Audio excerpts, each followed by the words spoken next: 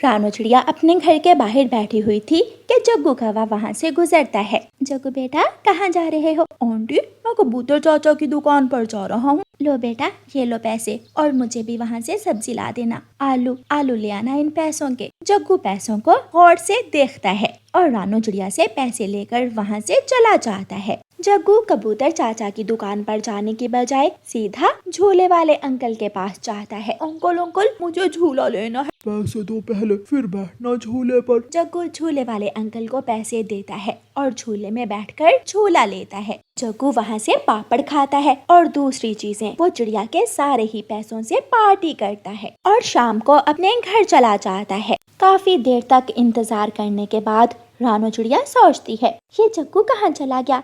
कबूतर चाचा की दुकान तो इतनी दूर नहीं है, पास ही तो है। फिर ये जग्गू अभी तक लौट कर क्यों नहीं आया? मैं उसके घर जाकर पूछती हूँ। रानू चिड़िया उड़ती है और जग्गू कौवे के घर जाती है। जग्गू बेटा आप यहाँ घर में बैठे हुए हो, मेरी सब्जी कहाँ है? कौन सी सब्जी? मुझे क्या मालूम। गौरी जग्गू जा रहा था, मैंने इसे पैसे दिए थे कि आते हुए मेरे लिए भी सब्जी ले आना, लेकिन जग्गू तो बहुत झूठा है, मुझे नहीं मालूम था। झूठा होगा तेरा बाप। चल भाग यहाँ से, मेरे बेटे पर इल्जाम लगाती हो। चल निकल यहाँ से, वरना मार मार कर उल्लू बना दूंगी। हाय हाय, एक चोरी दूसरा सीना चोरी। जा रही हूँ भी जा रही हूँ। चिड़िया वहाँ से चली जाती है। शाबाश मेरे जग्गू बेटे, ऐसे ही हमेशा दूसरे पक्षियों को पागल बनाकर मुफ्त का भोजन खाना है। हाँ मम्मा, मैं हमेशा ऐसे ही दूसरे पक्षियों को पागल बनाऊंगा। एक दिन जग्गू कौवा बूढ़ी कौवी के पास जाता है। वो अपनी लकड़ियाँ लेकर अपने घर जा रही थी। लाए लाए माँ जी, ये लकड़ियाँ भारी हैं, मैं उठा लेता हूँ। बहुत अच्छे हो तुम बेटा, मुझ जैसे बूढ़े पक्षी का इतना ख्याल रखते हो। लो उठा लो और मेरे पीछे पीछे उड़ते आओ। जग्गू बूढ़ी कौवी की लकड़ियाँ उठाता है और जब बूढ़ी कौवी उड़ती है तो जग्गू कौवा दूसरी तरफ उड़ते हुए अपने घर चला जाता है। जग्गू तुम ये सूखी लकड़ियाँ कहाँ से लाए हो? मम्मा मैं हमेशा खाने की चीजें ही चुराता हूँ, सोचा आज अपनी मम्मा के लिए सूखी लकड़ियाँ ले जाता हूँ। मेरी मम्मा को हर रोज आग जलाने में मुश्किल होती है। मेरा बेटा तो शेर है, शेर। कहाँ से लाए हो ये लकड़ियाँ? बूढ़ी कौवी माँ जा रही थी कि मैं धोखा देकर उसे ये लकड़ियाँ ले आया हूँ। जग्गू कौवा हर दिन बिगड़ता जा रहा था, क्योंकि उसकी मम्मा हमेशा उसकी गलतियों को सुधारने की बजाय उसे और बढ़ाती थी और उसकी तारीफ करती थी। कुछ दिनों के बाद जग्गू कौवा पहाड़ों के पास उड़ता हुआ जा रहा था। वहाँ माही चील बैठी खाना बना रही थी। जग्गू थोड़ी दूर जाकर छुपकर बैठ जाता है। जब माही चील बर्तन में पानी लेने घर जाती है तो जग्गू कौवा माही चील की हंडिया उठाकर वहाँ से भाग जाता है। माही चील घर से निकलते हुए जग्गू कौवे को देख लेती है। कौवे कौवे, दुष्ट छोटे कौवे, रुक जा, अगर भूख लगी है तो मुझसे मांग कर खाना ले। लेकिन जग्गू कौवा कहाँ रुकने वाला था, वो सीधा अपने घर चला जाता है। मम्मा देखे मैं क्या लाया हूँ, गाजर और भिंडी की सब्जी। आज तो मेरे बेटे ने कमाल ही कर दिया, मेरा तो आज गाजर और भिंडी खाने को बहुत दिल कर रहा था। दोनों माँ बेटा मजे मजे से गाजर भिंडी खाने लगते हैं। चिड़िया उस छोटे कौवे का घर कहाँ है? किसका घर? गोरी के बेटे जग्गू कौवे का। हाँ उसी कौवे का जिसकी माँ बहुत चालाक है। चील दी वो सामने वाला घर है उस कौवे का। चील घर के दरवाजे पर जाती है और आहिस्ता से दरवाजे पर दस्तक देती है। मम्मा देखो बाहर कौन है? जग्गू तुम देखो, मुझे अभी और गाजर भिंडी खाने को मन है। जग्गू कौवा जल्दी से दरवाजा खोल देता है। माही चील जग्गू कौवे को धक्का देती है और उसे गिराकर सीधी घर के अंदर आ जाती है। चील दी आप? हाँ, और ये गाजर भिंडी तुम खा रही हो? तेरा बेटा मेरी ही चुरा कर लाया है। नहीं जग्गू बेटा, चील दी की कौन चोरी करता है? क्या पागल हो गए हो? और जो तुम खा रही हो क्या तुम भी पागल हो? फिर माही चील गोरी और जग्गू को मारने लगती है। बचाओ मुझे बचाओ, आंटी छोड़ दे। गोरी और जग्गू कौवे की चीखें दूर दूर तक जा रही थीं और सब पक्षी गोरी के घर के बाहर जमा हो जाते हैं। चील कौवों को मारती हुई घर से बाहर ले आती है और ऐसे सबके सामने गौरी को बहुत शर्मिंदा होना पड़ता है। गौरी कवि को मार जग्गू की वजह से पड़ी थी, लेकिन सच ही कहते हैं कि अगर अपनी संतान को बुरे काम सिखाओगे तो फिर ऐसा तो होगा ही। मम्मा मम्मा कब बनेगी खिचड़ी? मुझे बहुत भूख लगी है, मुझे जल्दी से खिचड़ी दे दें। भैया मम्मा बना रही है ना, आपसे तो किसी भी काम में इंतजार नहीं होता। कुकू बेटा हर काम में जल्दी नहीं करते और हमेशा सब्र से काम लेते हैं। मैं बना रही हूँ ना, जब खिचड़ी बन जाएगी तो मैं बुला लूंगी आपको। आप जाएं और बहन के साथ बाहर जाकर थोड़ी देर खेल लें। कुकू और उसकी बहन घर से बाहर खेलने निकल जाते हैं। चलो नदी पर जाते हैं, तेज उड़ो और तेज। भूल गए आप, मम्मा ने कहा था कि किसी भी काम में इतनी तेजी नहीं करते। फिर कुकू अपनी बहन की बात सुने बिना ही तेजी से आगे बढ़ जाता है। तेजी में उड़ते हुए कुकू सामने से आते हुए मिठू तोते से टकरा जाता है। टूट गया, मेरा पंख टूट गया, मार दिया मुझे छोटे बच्चे, तुमने मार दिया, तुम बहुत बुरे हो। कुकू के चोट तो नहीं लगती। वो और उसकी बहन जल्दी से मिठू के पास आते हैं। सॉरी सॉरी, मैं पीछे देख रहा था, मेरे सर पर चोट लगी है। तुम्हारे जैसे जल्दबाज बच्चे हमेशा अपना और दूसरों का नुकसान करते हैं। अब जाओ, मैं ठीक हूँ। फिर दोनों बहन भाई नदी पर चले जाते हैं। गुड़िया बहन प्लीज मम्मा को न बताना कि मैं अंकल मिठू से टकरा गया था। मैं तो नहीं बताऊंगी, मगर अंकल मिठू जरूर बता देंगे। नदी से पानी पीकर बच्चे वापस घर चले जाते हैं। आगे मेरे बच्चे, लो खिचड़ी तैयार है। मैं ज्यादा लूंगा, मुझे ज्यादा दे मम्मा।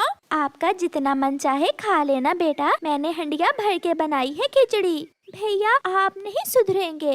गुड़िया और कुकू खिचड़ी खाने लगते हैं। गुड़िया ने अभी थोड़ी सी ही खिचड़ी खाई थी कि कुकू अपनी सारी खिचड़ी खत्म कर लेता है। मम्मा और दे मुझे। कुकू की मम्मा उसे और खिचड़ी डालकर दे देती है। अब आहिस्ता आहिस्ता खाना, ऐसा न हो कि गरम गरम खिचड़ी खाने से आपका मुंह ही अंदर से जल जाए। मगर कुकू का ध्यान तो ज्यादा खिचड़ी खाने में था। वो जल्दी जल्दी से अपनी खिचड़ी की दूसरी प्लेट भी खत्म कर लेता है। अब और नहीं मिलेगी, बाकी की जो खिचड़ी बची है वो सुबह खाना। मैं सुबह पहले लूंगा मम्मा। हाँ बेटा, आप पहले ही ले लेना। अब आप सो जाओ। फिर कुकू की मम्मा और बहन सो जाती हैं, मगर कुकू तो जाग रहा था। वो एक आँख खोलकर देखता है, मम्मा और गुड़िया सो गई हैं। अब मैं सारी ही खिचड़ी खा लेता हूँ। कुकू फिर से उठता है और खिचड़ी की हंडिया में से खिचड़ी खाने लगता है। खिचड़ी उसे बहुत पसंद थी। वो इतनी खिचड़ी खा लेता है कि उससे हिला भी नहीं जाता। वो बहुत मुश्किल से अपने घोंसले में आकर लेट जाता है। थोड़ी देर बाद ज्यादा खिचड़ी खा लेने से कुकू के पेट में दर्द शुरू हो जाता है। पहले तो वो दर्द बर्दाश्त करता है, मगर दर्द बढ़ता चला जाता है। वो रोने लग जाता है।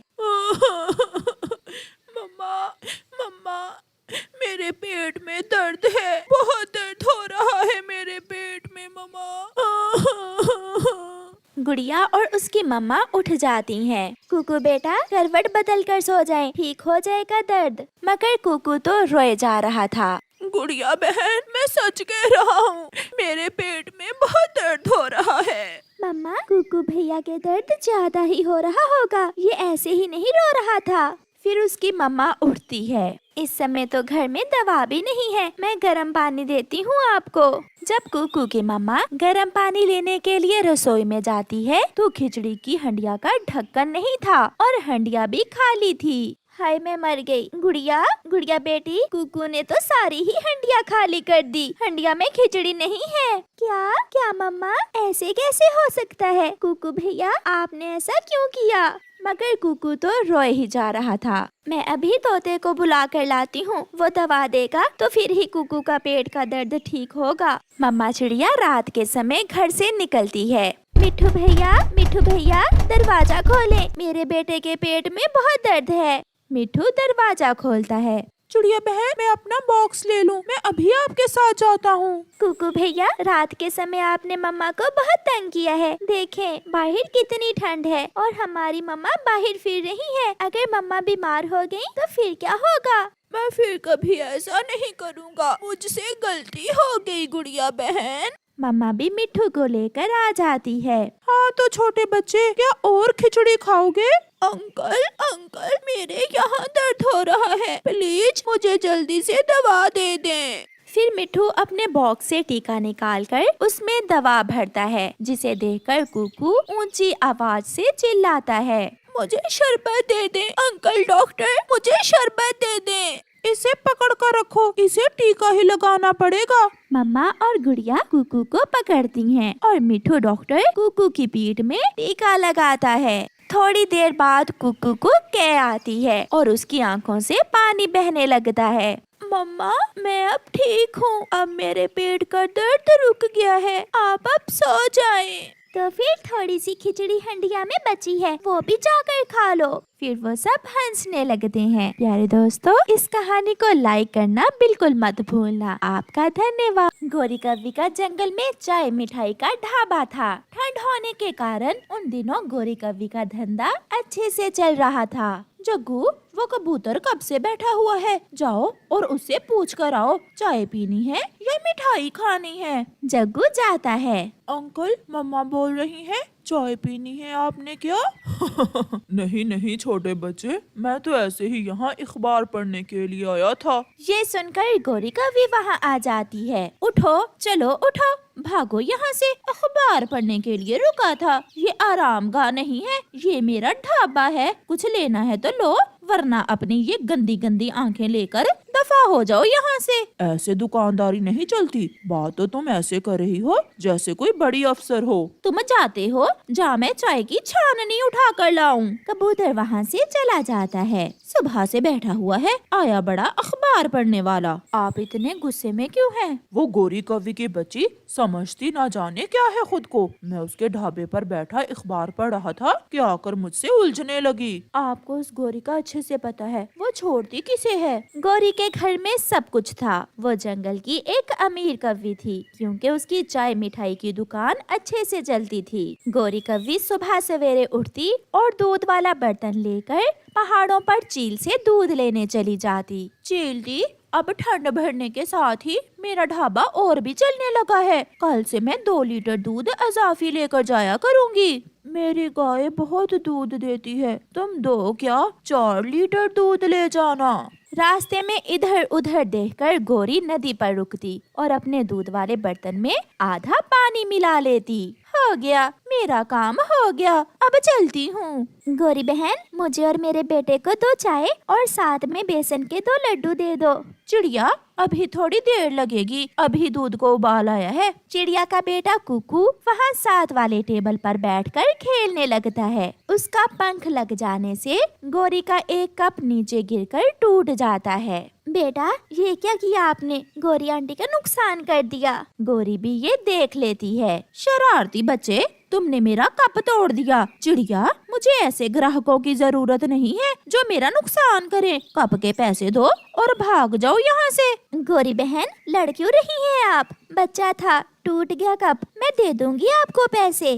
दूंगी नहीं, अभी दो। ये कप 50 रुपए का है। इसके साथ के 12 कप मैं 100 रुपए में लाई थी। इतना महंगा तो नहीं है ये कप। मुझे चूचू पसंद नहीं है। 50 रुपए दो तो फिर ही मैं तुम्हारे इस शरारती बच्चे को यहाँ से जाने दूंगी। मम्मा जाने दे, कुकू दोस्त है मेरा। चुप चुप कर जाओ, वरना तेरे भी 2 लगाऊंगी। करती भी तो क्या, चिड़िया लड़ तो नहीं सकती थी। वो गौरी को 50 रुपए दे देती है और बिना चाय पिए ही वहाँ से चली जाती है। फिर दूसरे दिन जब गौरी कव्वी काम पर आती है तो वो देखकर बहुत हैरान थी कि उसके सामने वाले पेड़ के नीचे कबूतर ने चाय का ठेला लगाया हुआ था। गौरी को देखकर कबूतर जोर जोर से शोर मचाता है। चाय चाय, बिना पानी वाले दूध की चाय, चाय लो चाय। ये गंदी आंखों वाला अगर जंगल में ना होता तो मुझे किसी का डरना था। ये हमेशा ही कुछ नया करता है। फिर जो भी पक्षी चाय पीने आता वो गौरी की बजाय कबूतर के पास जाता, क्योंकि पूरे जंगल में कोई भी ऐसा पक्षी ना था जिसे एक बार गौरी ने मारा ना हो। यार कबूतर, अब मैं तो हमेशा आपकी दुकान से ही चाय पीने आऊंगा। वो गौरी तो मुझे मोटी चोंच वाला बोल बोल कर तंग करती रहती है। जितनी देर तक चाहो मिठू, अखबार पढ़ लिया करो, अखबार का कोई पैसा नहीं है। शाम तक गौरी बैठकर मक्खियाँ मारती है। मम्मा, दूध खराब हो गया है। जग्गू बेटा, मुझे लग रहा है अब हमें कोई नया जंगल ही ढूंढना होगा। उस दिन सारा खराब दूध गोरी नदी में बहाती है। दूसरे दिन भी ऐसा ही होता है। अब इस गोरी की बच्ची की अकल ठिकाने आएगी, ये बहुत बिगड़ गई थी। जिस दिन से इसने मेरी बेइज्जती की थी, मैं उसी दिन से सोच रहा था कि मैं इसे यहाँ से भगा कर ही दम लूंगा। फिर कुछ दिनों बाद गोरी के घर से सारा राशन खत्म हो जाता है और एक दिन रोती हुई गोरी कबूतर के पास जाती है। कबूतर भैया, मुझे अपने पास काम पर रख लो, मेरे घर में खाना नहीं है। बर्तन तो तुम्हें धोने आते ही हैं, अगर धो सकती हो तो आ जाओ। हाँ, मगर याद रखना अब वो पहले वाली बदमाशी नहीं चलेगी तुम्हारी। तुम बहुत अच्छे हो मेरे कबूतर भाई। फिर गोरी कबूतर के पास काम पर लग जाती है। प्यारे दोस्तों, इस कहानी को लाइक करना बिल्कुल मत भूलना। आपका धन्यवाद।